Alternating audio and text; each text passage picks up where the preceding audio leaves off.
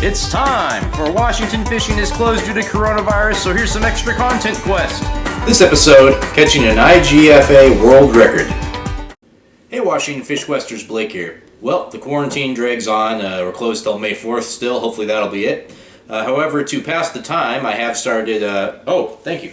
Speaking of that, I have started playing a game of Yahtzee by mail with my arch enemy, Chet AdventureFish. You can see here the letter I just got. So this is about his fifth move. He is a lying, no good, dirty cheat. But I think I'll really shut him up once I beat him at Yahtzee. Let's see. He rolled 5 6s again. How does he do it? Dang it. Let me mark this down on the card. Crap. Alright, to make me feel better, I'm going to tell you about the time I got an International Game Fish Association world record. And I should say world record, because it's not really a world record. And I'll get into that, though, as I ramble. I remember when I was in high school, SSR, I don't know if you had that, depending on your age, but it stands for Silent Sustained Reading. I either would take a nap if my teacher was cool, read a comic, or if I had the Fish and Wildlife regs. Back in the day, they used to actually put the records in the regs or on the back. I remember just looking at the record, thinking the records, and it's very vain, but just thinking, oh, I'd love to hold a record. So for whatever reason, that's just one of those things I carried into adulthood. I have no idea why. It's completely meaningless. So 3-part story here. 1, the actual catching of the fish. 2, getting an International Game Fish Association, which I'll now call IGFA, certified, record certified. And then 3, how my life changed afterwards. So, take yourself back, transport yourself, if you will, to the year 2016. Captain America Civil War was atop the box office. You were allowed to go out and hang out with your friends and touch their faces as much as you want. And back then, bottom fish was not closed in the winter. So my buddy Shingo and I we made a trip out to the West Haven State Park in historic Westport, Washington. And I think I was targeting greenling. I'm pretty sure I was using Berkeley gold minnows and live sand shrimp. So we were out there and we just had an excellent bite on striped sea perch. They were just hard to keep off the hooks and really good sized fish too. So I'm back home cleaning the fish after the great day, and Shingo sends me a text saying, hey, maybe you should get a weight on one of those because they were pretty big, and that's a great idea. Shingo and I often weigh our fish just to kind of see if there's trends as far as them weighing more one time of year or another, stuff like that. So I had 1 or 2 that were not yet filleted, and I weighed it. It was about a pound, and I think it was 14 ounces. So I looked up the website for Fish and Wildlife to see if it was a state record. It was not. The record was about 2 pounds, and it stood about since 1980. Now, later that year, if not that, or maybe earlier, I think it was February 2016, that record did get broken. And I really wanted to give the guy credit who actually holds the true world record, which is the Washington State record for striped sea perch. However, when I go on I got my laptop right here off screen. When I go to search for it, looks like the website took a walk. However, I did know that the International Game Fish Association does have its own records that it keeps. So now we're going to go into part 2 here. So when I go to their website, I'm not too familiar with them. They're a nonprofit group that has kind of like a worldwide presence, especially in the billfish community, meaning like marlins and sailfish, things like that. And they're nonprofit, so they do conservation work, especially around Florida.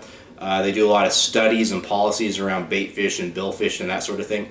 So a good group, however very Florida-based, even though they do have a worldwide presence. And they do keep worldwide records. And the way that the records work is any fish that weighs over a pound qualifies. So if you caught, let's say, a Pacific Staghorn sculpin that weighed 1 pound on the nose, you could submit it to the IGFA, and they would make a new record for a Pacific Staghorn sculpin. So at any rate, I looked it up for striped sea perch, and a fellow from California held the record, and it was just over a pound, and he had just established it, I believe, the previous year.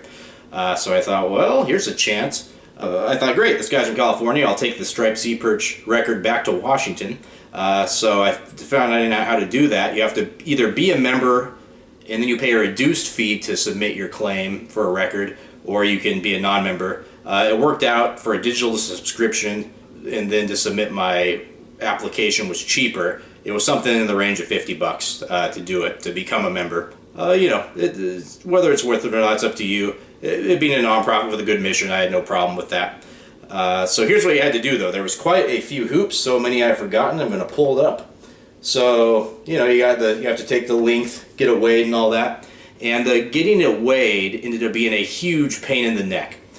So first I went to a big chain store to try to get it weighed, you know, because Fish and Wildlife and the IGFA both say, hey, you know, just go get it weighed on a certified scale, whatever that, you know, means, whoever's certifying these scales. The big chain store kicked me out. Then I went to my local butcher. They kicked me out. I actually held on to the fish for 2 or 3 days, and I just had it in the fridge, and it was on ice, but just in the fridge, if that makes sense, so it wasn't frozen. And then I tried to get a hold of Fish and Wildlife, and after getting passed along 3 times, I got sent to Fish and Wildlife's office in Olympia, and more specifically their research arm, their lab. A guy named Jim West, who has done a ton of research for Fish and Wildlife, and I know especially right now people are pretty down on Fish and Wildlife, but as far as I'm concerned, their research arm is top of the line. They let me come to the lab and they weighed the fish, and they were super nice, just great public service. Another part of it is you have to get an ichthyologist, that's a fish biologist, to certify the species of fish as well. So that was kind of 2 birds, 1 stone. So they weighed it on their quote-unquote certified scale, and it had actually lost some weight over, or maybe that's just because the scale was better, I don't know. It went down a couple ounces though. It basically went from, I think when I weighed it, it was 114 at home down to 112. But it also sat in my fridge for 3 days, so, you know, it was in the process of decay. So they weighed it, verified it. I took measurements there as well, and so that took care of that part of the application. And then the other part you need for the IGFA is you have to send them a picture of the rod that it was caught on, or it has to be in the picture, one or the other. They actually had to follow up with a picture because the one I initially sent them, seen on the screen here, did not have the rod in it. So then I sent them a picture of the rod it was caught on, and they worked with me very well there.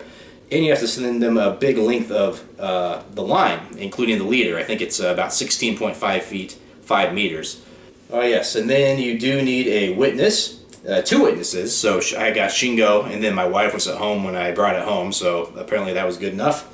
Oh, and then one more thing. After you do all that, fill out the form, send them your line and the picture of the fish and picture of the rod if it's on a different picture. Then you have to get it notarized professionally. So I went to my credit union and they put a stamp on it, and then I mailed the whole shebang to the International Game Fish Association in Florida. And then I think it was a couple of weeks, they contacted me again because I didn't have a picture of the rod, so then I just emailed it to them and it was all good. So that was that. And then I was on their website, and that was about it. So a couple of years ago, IGFA started doing catch and release records, which I wish they'd start doing here in Washington, where I think you just take the length and the girth, and then you let the fish go. And that's really cool. So if I ever did get another record, that's what I'd go for. Oh, and before I move on, I do want to let you know I did eat that striped sea perch. Don't get me wrong, it wasn't the highest quality meat after sitting in my fridge ungutted for so long, but there's no way I was going to catch a fish just to get a record and not eat it. Now for part 3, how it changed my life. So, you can, for an additional $5, get this cool, world record certificate. And this foil up here is the kind of cool foil that pops out of the paper, so that was neat. So I took this, and I got the little picture frame, and I put it up at my cubicle at work. And when I'd have meetings with people, they'd be like, oh, that's cool, I knew you were a big-time fisherman, but I didn't know you had a world record. And I go, oh, that's like totally a farce. People who actually fish, kind of scoffed at it, rightfully so.